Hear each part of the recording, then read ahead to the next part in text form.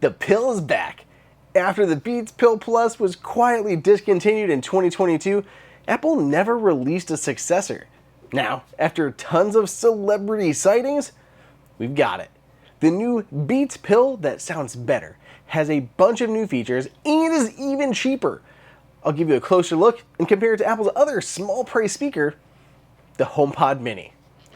The 2024 incarnation of the Beats Pill has been redesigned, though it looks quite similar. It retained its iconic capsule shape, comes in matte black, red, and champagne gold. Personally, I'm a fan of that poppy red. It's got a metal grille and a soft touch silicone band around the middle. It sports IP67 water and dust resistance. Along the top are several soft touch buttons that you can use to control playback or invoke your virtual assistant of choice, whichever you are using on your Android phone or iPhone. Also new is a lanyard that connects to the side of the speaker. This is super handy and you can always remove it. I guess Apple likes lanyard now since they've added it to the latest AirPods Pro too. Oh, and it finally has USB-C. Tell me in the comments and be honest, have you fully moved to USB-C yet, or do you still have a few devices holding out? Speaking of power though, battery life has doubled to 24 hours of continuous playback. It's got a much bigger battery in there. Fast fuel yields 2 hours of use from only a 10-minute charge. Despite that bigger battery, this model actually weighs less by 10% from the Pill Plus.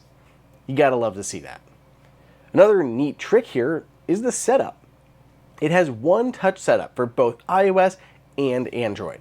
You'll see that trend a lot with some of this newer Beats gear. Beats products are continuously becoming more and more platform agnostic, with a lot of features available for both camps. When you do add it on iPhone, it'll sync across all your devices that are signed into the same Apple ID.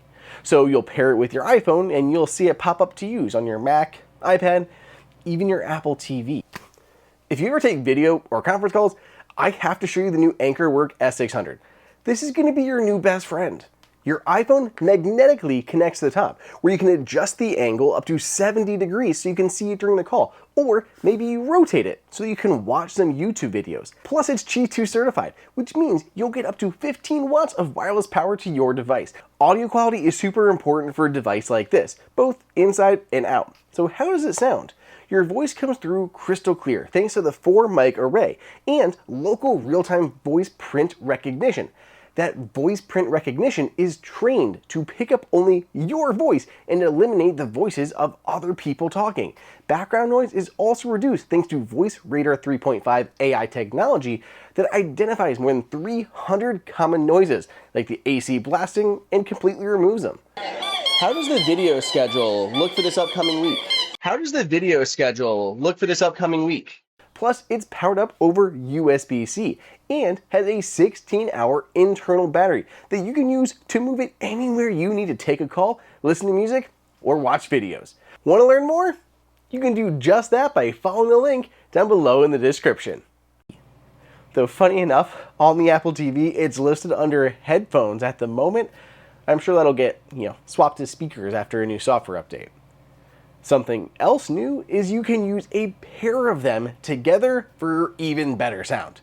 They call this amplify mode. It'll double the sound output, or you can designate a left and right for a stereo pair. I mean, it's not necessarily a terrible idea for an Apple TV, right? To use these for your TV? As we saw with the recent Beats earbuds, which check those out in my linked video here, by the way, these work with Find My on Apple devices and Find My devices on Google devices or Android devices. If you leave your speaker somewhere, you can easily track it down, see it on a map, or play a sound if it's nearby. A big part of the story with this speaker is the improved audio quality. A substantial effort was made in redesigning all of the internals. I don't want to get too technical about it, you can check that out in the full review, but here's the high level. It has a new woofer, as well as a larger single tweeter.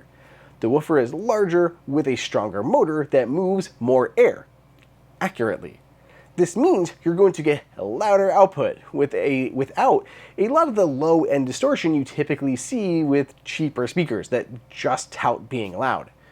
Aside from using Class 1 Bluetooth audio, you can plug this thing in over USB-C and listen to lossless audio.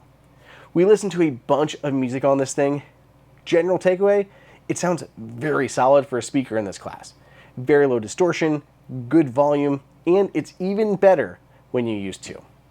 That makes the new Beats Pill louder, better sounding, longer lasting, harder to lose, more portable, and more durable. And yet this is $50 less than it was before at $149. So here's the thing.